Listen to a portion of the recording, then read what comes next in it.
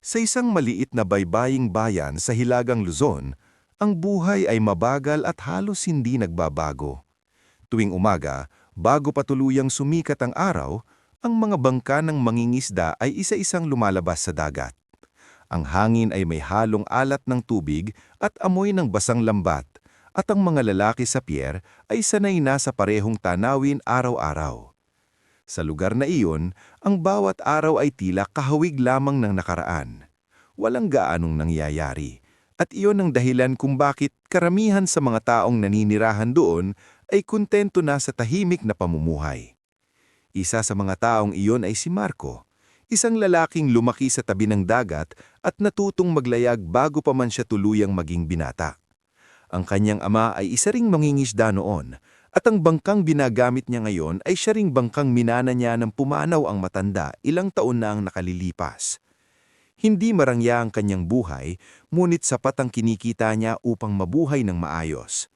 May maliit siyang bahay malapit sa dalampasigan at may ilang kaibigan na matagal na niyang kasamang pumapalaot sa dagat.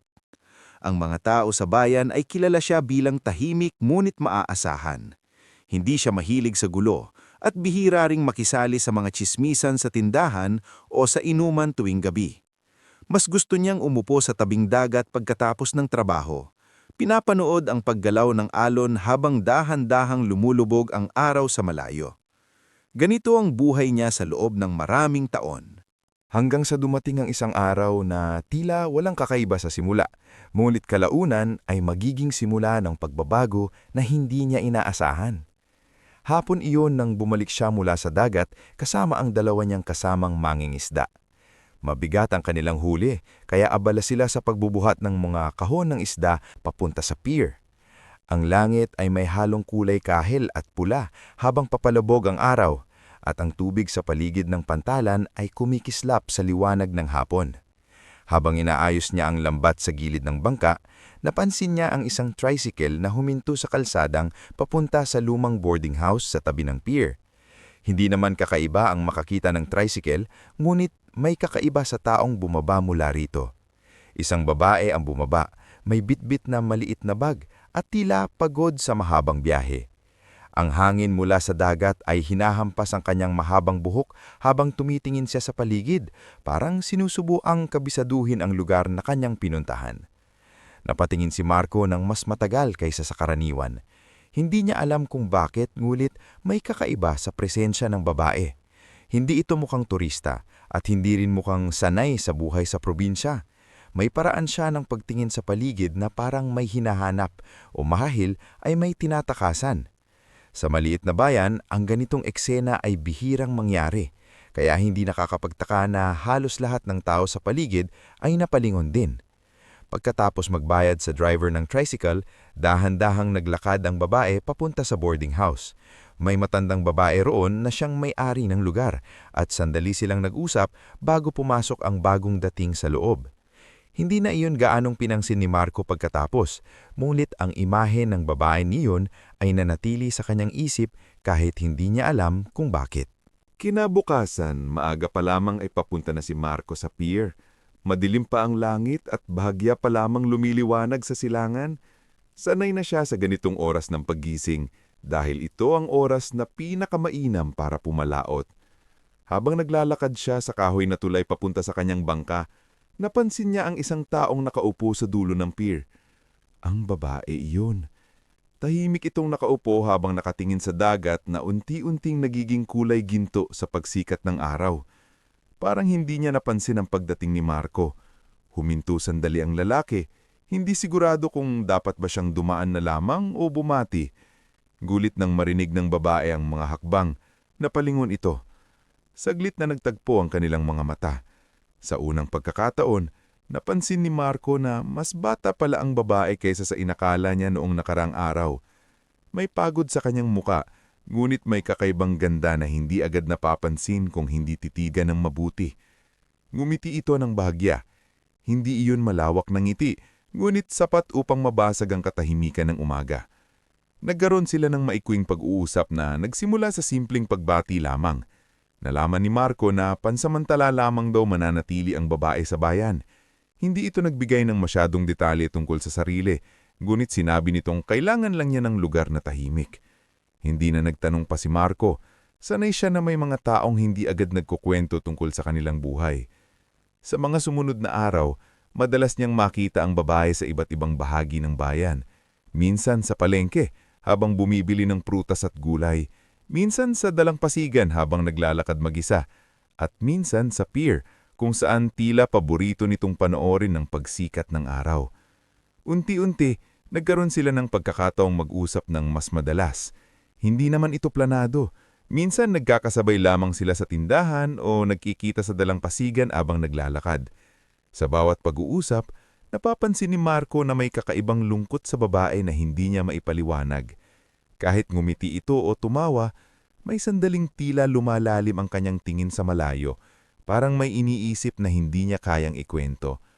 Isang hapon, habang naglalakad sila sa tabing dagat, tinanong niya kung bakit pinili nitong pumunta sa ganoong kalayong lugar. Sandaling hindi sumagot ang babae.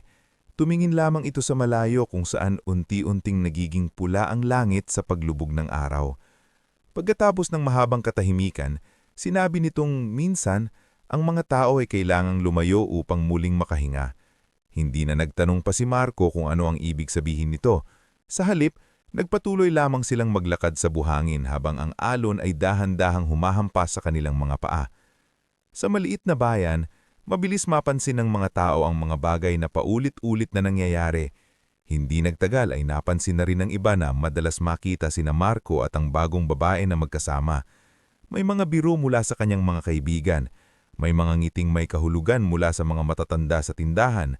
Ngunit hindi iyon gaanong pinansin ni Marco. Sa katunayan, matagal na panahon na rin mula nung huli siyang makaramdam ng ganitong uri ng katahimikan habang may kasama. Ang hindi niya alam, ang katahimikang iyon ay hindi magtatagal. Isang gabi, habang abala ang karamihan sa mga tao sa paghahanda para sa pista ng bayan, may dumating na sasakyan sa kalsadang papasok sa San Isidro. Itim ang kulay nito at tila hindi bagay sa simpleng lugar na iyon. Dalawang lalaki ang bumaba mula sa sasakyan at saglit na tumingin sa paligid. Hindi sila mukhang mga taong bumibisita lamang. May hawak silang isang litrato. At sa litrato ay ang mukha ng babaeng ilang linggo nang naninirahan sa boarding house malapit sa pier. Hindi nila alam kung gaano katagal nilang kailangang maghanap, mulit sigurado sila sa isang bagay. Hindi sila umabot hanggang sa bayang iyon para lamang bumalik na walang kasama. Sa kabilang bahagi ng bayan, walang kamalay-malay ang babae sa pagdating ng mga taong naghahanap sa kanya. Nakaupo siya sa dulo ng pier kasama si Marco, habang pinapanood ang tahimik na paggalaw ng dagat sa ilalim ng madilim na langit. Sa sandaling iyon, tila napakalayo ng lahat ng problema. Ngunit minsan, ang katahimikan bago ang bagyo ang pinakamapanganib na bahagi ng lahat. Dahil kapag dumating na ang unos, madalas ay huli na para umiwas. Sa mga sumunod na araw matapos ang gabing iyon, tila walang nagbago sa panlabas na anyo ng bayan. Patuloy pa rin ang mga tao sa kanilang pang-araw-araw na gawain, patuloy pa rin ang alon sa paghampas sa dalampasigan, at patuloy pa ring umiikot ang buhay sa payak na paraan na kinasanayan ng lahat. Ngunit para kay Marco, may unti-unting pagbabago na hindi niya maipaliwanag. Mas madalas na niyang hanapin ang presensya ng babae. Hindi ba lamang ito basta pagkikita na nagkataon? Napapansin niyang hinahanap na ng kanyang mga mata ang pamilyar na anyo nito sa pier tuwing umaga o sa dalampasigan tuwing hapon. At sa tuwing hindi niya ito nakikita, may kakaibang pakiramdam ng kakulangan na hindi niya maipaliwanag. Sa kabilang banda, napansin din ng babae ang pagbabagong iyon. Mas madalas na silang magkasama, hindi na lamang sa simpleng pag-uusap, kundi sa mas mahabang sandali ng katahimikan na tila mas nagiging komportable sa bawat araw na lumilipas. Isang gabi, matapos ang mahabang araw sa dagat, dumaan si Marco sa boarding house kung saan ito nakatira. Hindi niya alam kung bakit siya naroon. Wala naman siyang malinaw na dahilan, ngulit ang kanyang mga hakbang ay tila kusang nagdala sa kanya sa lugar na iyon. Nakita niya ang babae sa beranda, nakaupo sa isang lumang upuan habang hawak ang isang tasa ng mainit na inumin. Tahimik lamang itong nakatingin sa madilim na kalsada, Tila malalim ang iniisip. Napansin nito ang pagdating ni Marco at bahagyang ngumiti. May kakaibang gaan sa simpleng ngiting iyon. Umupo si Marco sa tabi nito nang walang masyadong salita. Sa pagitan nila ay ang malamig na hangin mula sa dagat at ang tunog ng mga alon sa di kalayuan. "Hindi ka pa natutulog?" tanong niya. Umiling ang babae. "Hindi pa. Ikaw?" "Sanay na." Sandaling katahimikan ang namagitan sa kanila. Ngulit hindi iyon mabigat. Sa halip, tila mas komportable pa ang ganitong uri ng katahimikan kaysa sa maraming salita. Minsan, biglang sabi ng babae, "Ang hirap matulog kapag masyadong tahimik." Napatingin si Marco sa kanya.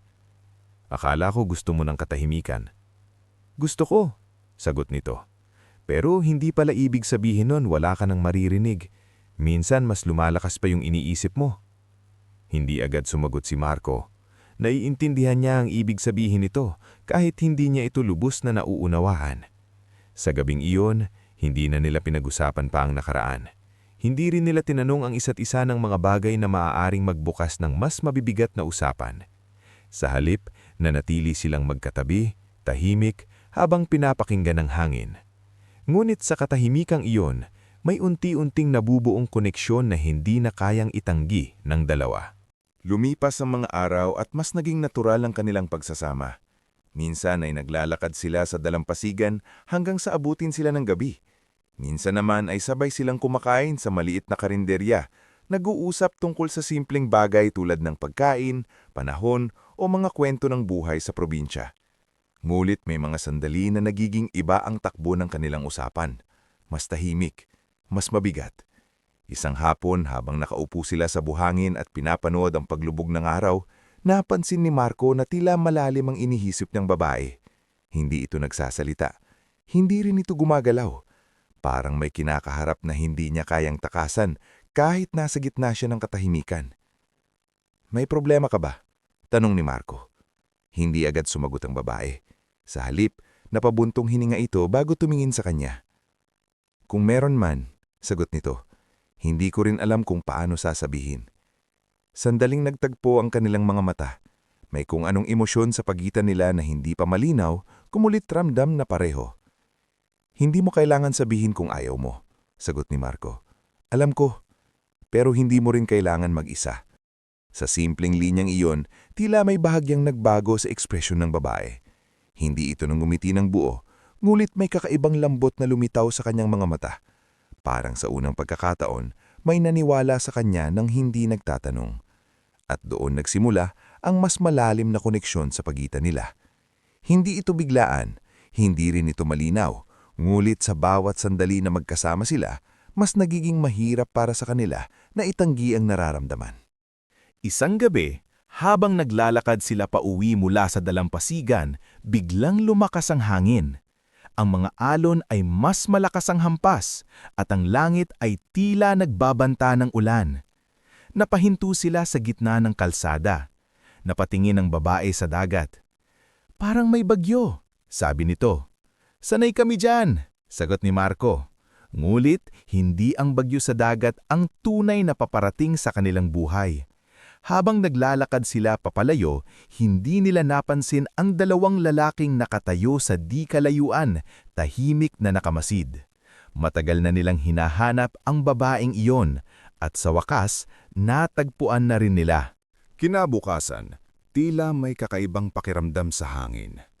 Hindi iyon mapapansin ng karamihan, ngunit may mga taong sanay makaramdam ng panganib kahit hindi pa ito dumarating.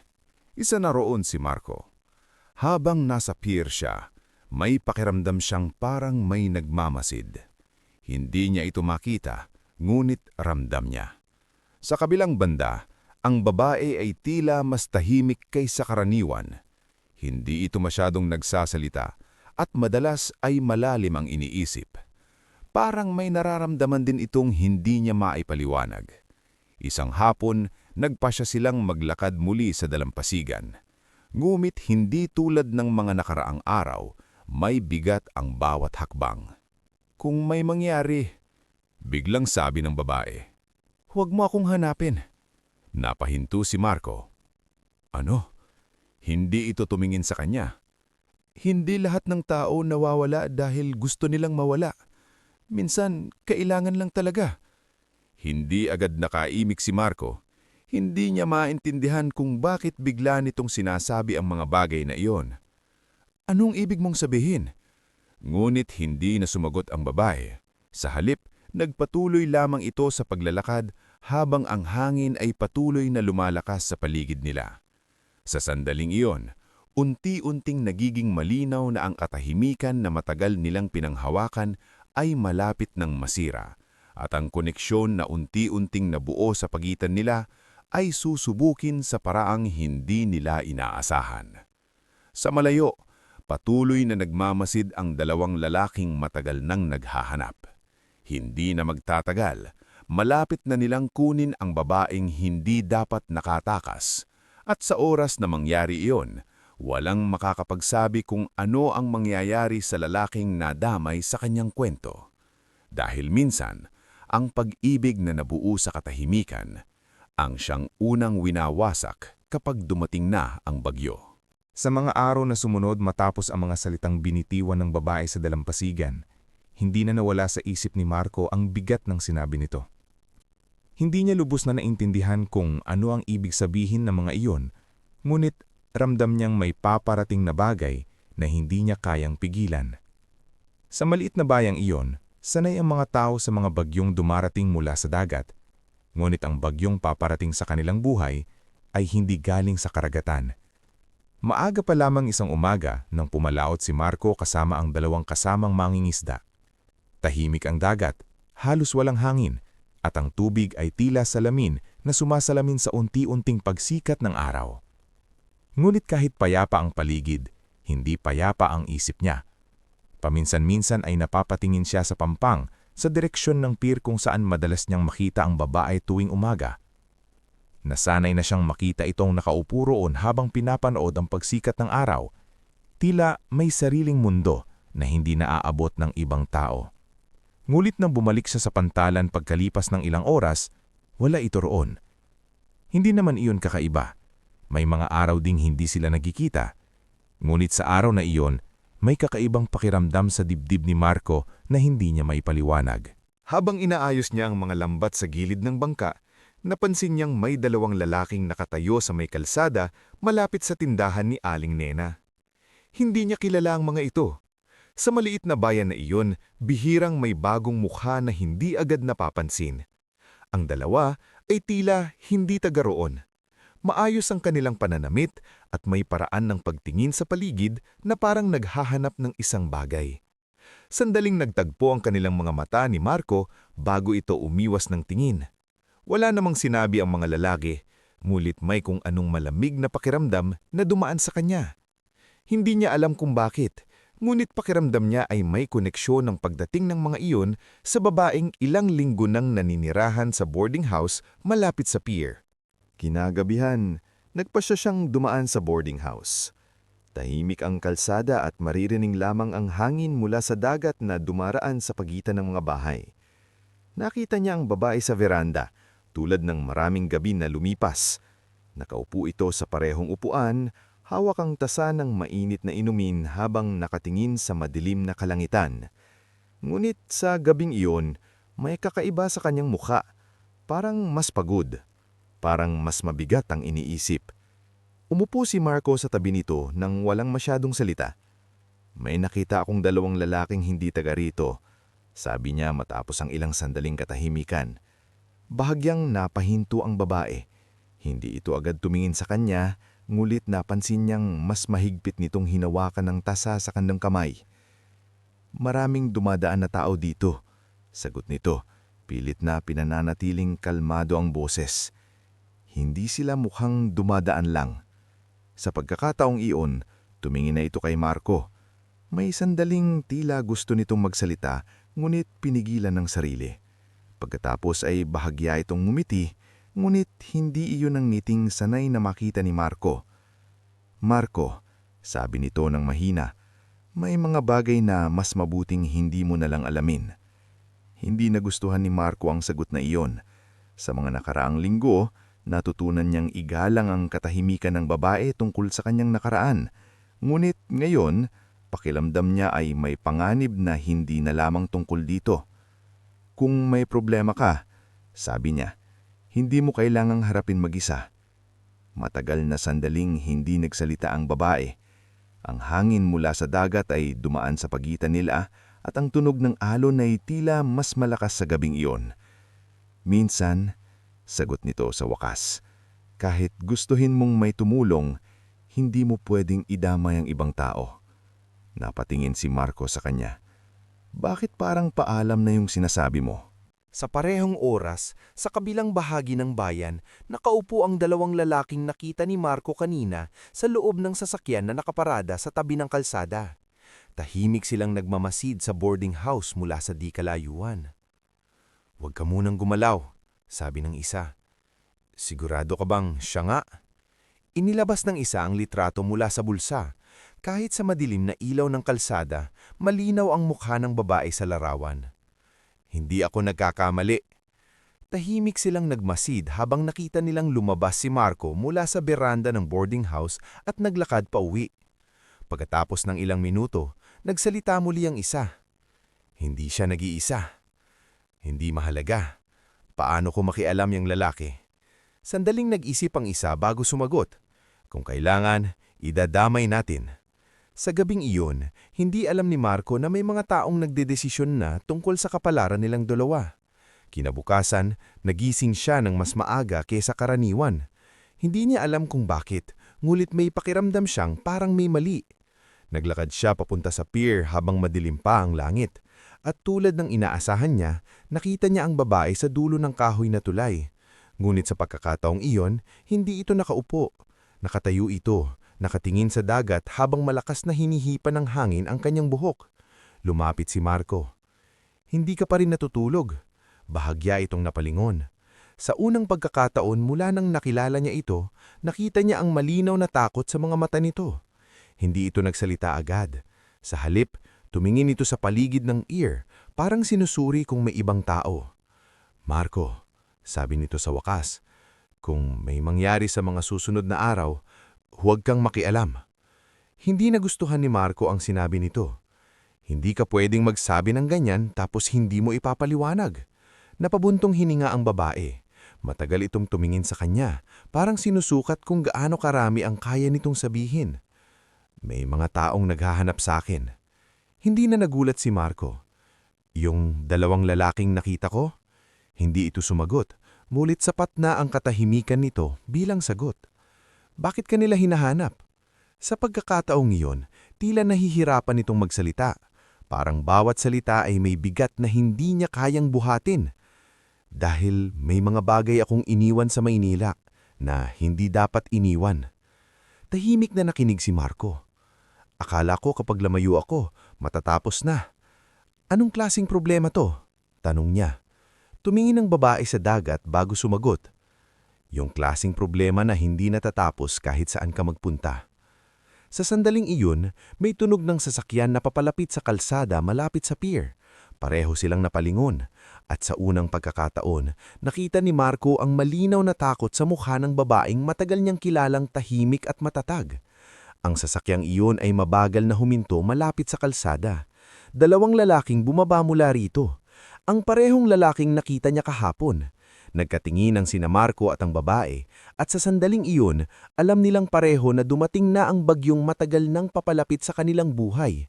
Ang katahimikan ng maliit na bayang iyon ay tuluyan ng mawawala. At ang kwento na nagsimula lamang sa isang simpleng pagkikita sa pier ay malapit nang umabot sa puntong wala nang makakabalik sa dati. Habang papalapit ang dalawang lalaking iyon sa pier, naramdaman ni Marco ang mabilis na pintig ng puso. Hindi lang dahil sa panganib, kundi dahil sa babae na nakatayo sa dulo ng tulay, tahimik at nakatingin sa dagat. Ramdam niya ang bigat ng sitwasyon, pero higit sa lahat, ramdam niya ang pangangailangan ng babae na may kasama sa gitna ng panganib. Lumapit siya ng dahan-dahan. "Kailangan nating umalis dito," bulong niya. Ngunit hindi ito agad kumilos. Napalingon lamang ito sa kanya, may kakaibang tensyon sa mata, takot at tiwala na sabay-sabay. "Huwag mong gawin niyan," Sabi nito, mahina ngunit matatag. Kung aalis tayo, baka mas mapanganib pa. Ngunit bago pa man makapagdesisyon si Marco, narinig nila ang mga hakbang ng mga lalaking papalapit. Ramdam nila na wala ng oras. Si Marco ay dahan-dahang hinawakan ng kamay ng babae. Hindi kita iiwan, sabi niya, at sa tinig niya ay may kasamang katiyakan at init. Ramdam ng babae ang proteksyon at sa unang pagkakataon mula nang magkakilala sila, bahagyang napahinga sa tensyon. Marco, bulong nito, halos hindi marinig, ngunit ramdam ang takot sa tono. Sa sandaling iyon, nagtagpo ang kanilang mga labi sa isang maikling, matatag at mapagkakatiwalaang halik. Isa itong halik na may halo ng takot at init. Ramdam ng mga manonood na may nangyayari sa pagitan nila, kahit hindi pa malinaw ang buong detalye. Ang dalawang lalaking nagmamasid ay huminto sa di kalayuan, nagmasid at nag-aalangan. Ramdam nila na hindi basta-basta mawawala ang babae. Si Marco, ramdam ang panganib, ay dahan-dahang hinila ang babae palayo sa gilid ng pier, nagtatatag ng proteksyon sa pagitan nila at ng kalaban. Pagkatapos ng mabilis na eksena, bumalik sila sa boarding house, sa tahimik na kwarto ng babae. Doon, ang gabi ay puno ng katahimikan at ang tunog ng dagat ay dumadaan sa bintana. Hindi nila kailangan ng maraming salita. Lumapit sila sa isa't isa, nagyakap sa kama. Ang kanilang mga labi ay nagtagpo muli sa mahabang halik at ramdam init at tibok ng puso ng bawat isa. Ang bawat yakap ay puno ng katiyakan at tiwala na para bang sa gitna ng panganib, sila lamang ang mundo ng isa't isa. Habang nagpapatuloy ang gabi, paulit-ulit silang naghalikan, nagyakapan, unti-unting mas lumalapit ang katawan. Kinabukasan, bago pa man sumikat ang araw, nagising si Marco at nakita ang babae sa tabi niya. Tahimik silang magkatabi, magkahawak ang kamay at ramdam ang init ng katawan ng bawat isa. Isa itong sandali ng katahimikan na naglalaman ng paulit-ulit na romantikong tensyon. Sa mga susunod na araw, habang sinusubukan nilang harapin ang dalawang lalaking naghahanap sa babae, unti-unti ring lumalalim ang kanilang koneksyon. Sa bawat tanpo, may halik, may yakap o simpleng pagiging magkalapit. Ngunit sa kalagitnaan ng kaguluhan, nagbago ang lahat sa isang malaking twist. Lumabas ang isa sa mga lalaking naghahanap. Siya pala ay may koneksyon sa pamilya ng babae. Siya ang nagbigay sa babae ng pagkakataong lumayo sa Maynila. At siya rin pala ang nagplano ng lahat upang subukin kung sino ang tunay na tatapat sa kanya. Ramdam ni Marco ang pagkabigla. Ang babae na kilala niya bilang tahimik at simpleng tao mula sa probinsya, siya pala ang sentro ng isang masalimuot na lihim na puno ng kapangyarihan, pera at panganib. Ang pangalan niya ay Lia at hindi siya basta-basta mula sa probinsya. Sa Maynila, siya pala ay anak ng prominenteng pamilya na may koneksyon sa isang malaking negosyo at may lihim na dokumento na gustong makuha ng ilang tao, kaya siya lumayo. Ngunit sa kabila ng katotohanan, ramdam pa rin niya ang tapat na damdamin ng babae. Habang nakaharap sa panganib, nagyakap sila muli sa kama ng babae sa boarding house. Ang kanilang mga labi ay nagtagpo sa paulit-ulit na halik, ramdam ang tibok ng puso ng bawat isa. Ang kanilang katawan ay malapit, init ng katawan sa init, at bawat yakap ay nagpapahiwatig ng paulit-ulit na intimacy na nangyari sa kanila. Si Marco, matatag sa kabila ng shock at panganib, ay humawak sa mga kamay ng babae. Hindi kita iiwan, kahit ano pa ang lihim mo, kahit ano pa ang panganib, sabi niya.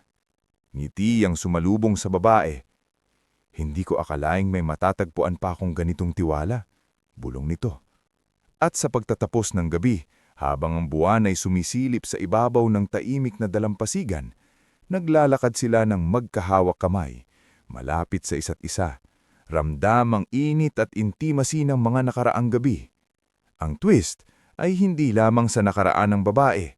Ito ay sa kanilang puso, sa pagmamahalan at tiwala na unti-unting lumalakas sa gitna ng panganib, lihim at unos.